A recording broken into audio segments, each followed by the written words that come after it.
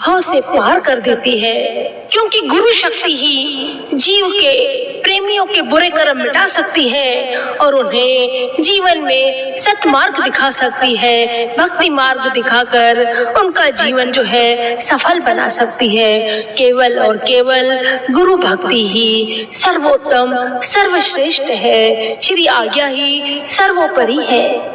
जीव चाहे कहीं भी भटके, कहीं भी अपने मन की मांग कर सकता है, मन की इच्छा की मांग कर सकता है, किंतु पूरी तो गुरु दर पर ही होगी।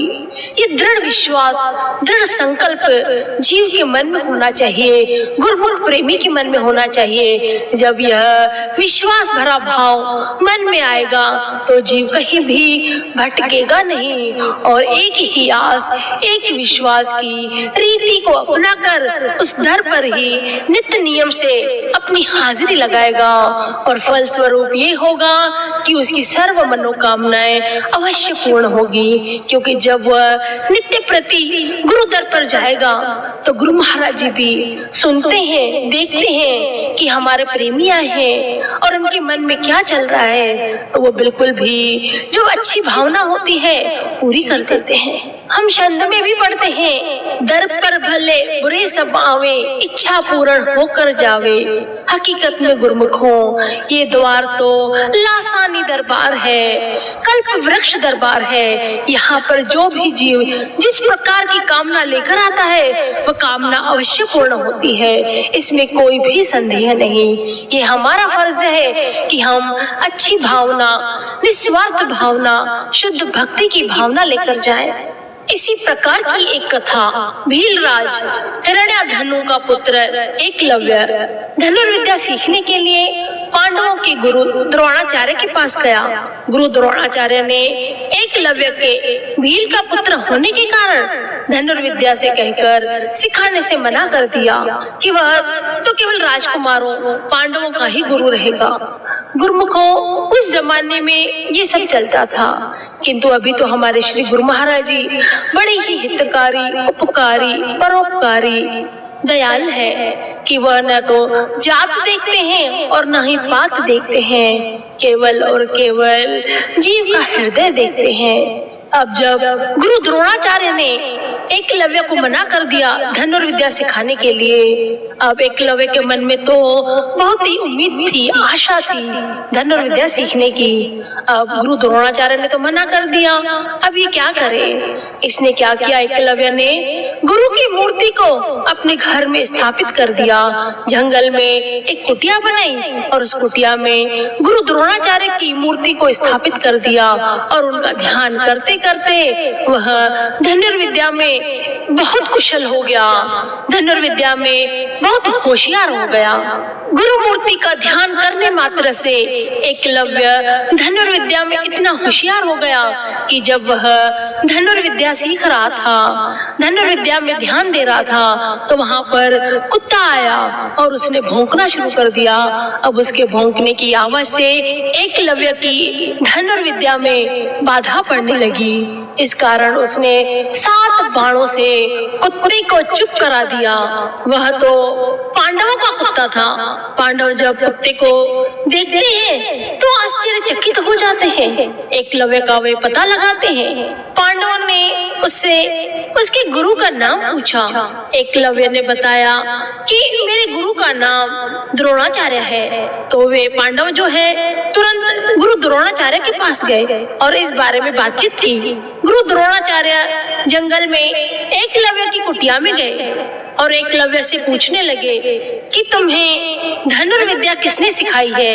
एकलव्य ने जवाब दिया कि उसने गुरु द्रोणाचार्य की मूर्ति बनाकर उसे गुरु मानकर धनुर्विद्या का प्रतिदिन अभ्यास किया। तत्पश्चात गुरु द्रोणाचार्य ने एकलव्य से उसके दाहिने हाथ का अंगूठा गुरु दीक्षा में मांग लिया और एकलव्य ने बड़े ही सहर्ष भाव से वह अंगूठा गुरु द्रोणाचार्य को समर्पित कर दिया।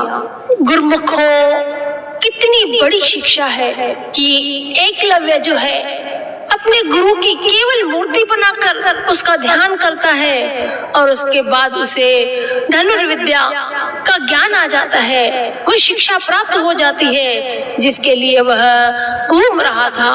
गुरुमुखों, हमारे श्री गुरु महाराज जी तो कितने दयावान हैं, पर उपकारी दयालु हैं कि वो तो हमारे सामने समक्ष दीदार देते हैं, दर्शन देते हैं, जिससे हम जीवों को आत्म संतुष्टि, नयन सुख मिलता है। हमारे श्री गुरु महाराज जी ने तो हमें वो दे दिया है, सब सुखों का सार, केवल और केवल नाम आधार। सब सुखों का ज्ञान, केवल और केवल नाम आधार। हकीकत में गुरुमुखों, हमारे गुरु महाराज जी ने दयाल बनकर हम जीवों पर बड़े ही उपकार किए हैं कि हमें नाम दीक्षा दी है। और श्री गुरु महाराज जी फरमाते हैं कि गुरुमुखों, नाम की कमाई करो, 5 नियम तो निभाने ही हैं, साथ ही साथ कम से कम 2 घंटे भजन अभ्यास करो।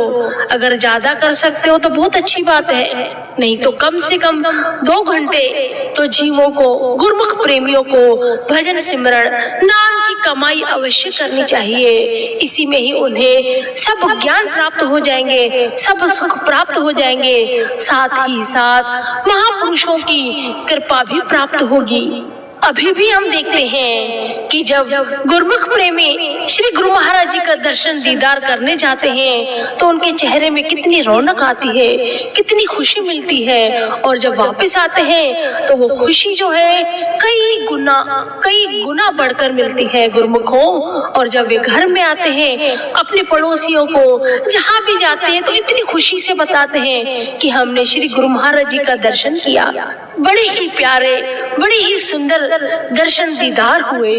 देखो गुरुमुखों, कितनी सारी खुशियाँ हमारे श्री गुरु महाराज जी एक साथ हमारी झोलियों में डाल देते हैं, दर्शन दीदार देते हैं तो हमें वह नयन सुख मिलता है। श्री वचन फरमाते हैं तो आत्मा को संतुष्टि मिलती है। साथ ही साथ श्री गुरु महाराज जी तो हमारे दिलदार हैं, प्रसाद तो इतना देते हैं, इतना देते हैं कि गुरुमुख प्रेमियों के झोले भर जाते हैं। गुरुमुखों, जब प्रसाद की लीला करते हैं तो लीलाधारी कृष्ण भगवान लगते हैं। गुरुमुखों, यही तो है गुरु भक्ति। एकलव्य ने तो गुरु की मूर्ति को गुरु मानकर और धनुर्विद्या प्राप्त की, ज्ञान प्राप्त कर लिया, किंतु हमारे श्री गुरु महाराज जी तो हमें साक्षात ज्ञान देते हैं, वह खुशी का साधन प्रदान करते हैं जिसको प्राप्त करने के पश्चात मन में कोई कामना नहीं रहती, क्योंकि सब सुख उसी में ही मिल जाते हैं,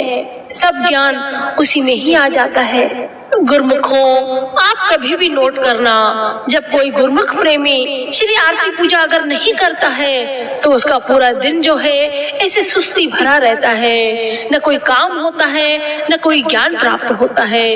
किंतु जब सुबह उठते ही वह श्री आरती पूजा करता है तो दिन भर उसका मस्त चला जाता है, बढ़िया से बीतता जाता है, क्योंकि उठते से ही श्री गुरु महाराज जी की आरती करना अर्थात श्री गुरु चरणों में दंडवत प्रणाम करना, उठते से ही श्री दर्शन करना, आंखों को सच्चा सुख प्रदान करना है। गुरुमुखों, पहले ही नियम से जब गुरुमुख प्रेमी का पूरा दिन अच्छा होता है तो सोचो बाकी के जो नियम है और साथ ही साथ नाम की कमाई है, जब हम पूर्ण समर्पण भाव से, विश्वास से पूरा करेंगे तो सोचो हम कहाँ पहुँच जाएंगे। गुरुमुखों, आशीर्वाद प्राप्त होंगे जब हम श्री आज्ञा में चलेंगे। अतः गुरुमुखों से निवेदन है कि श्री गुरु महाराज जी द्वारा बख्शे के 5 नियम और 2 घंटे भजन अभ्यास की कमाई अवश्य करें और महाप्रभु जी की रहमतों को प्राप्त करते हुए अपना जीवन मंगलकारी बनाएं। बोलो जयकारा, बोल मेरे श्री गुरु महाराज की जय।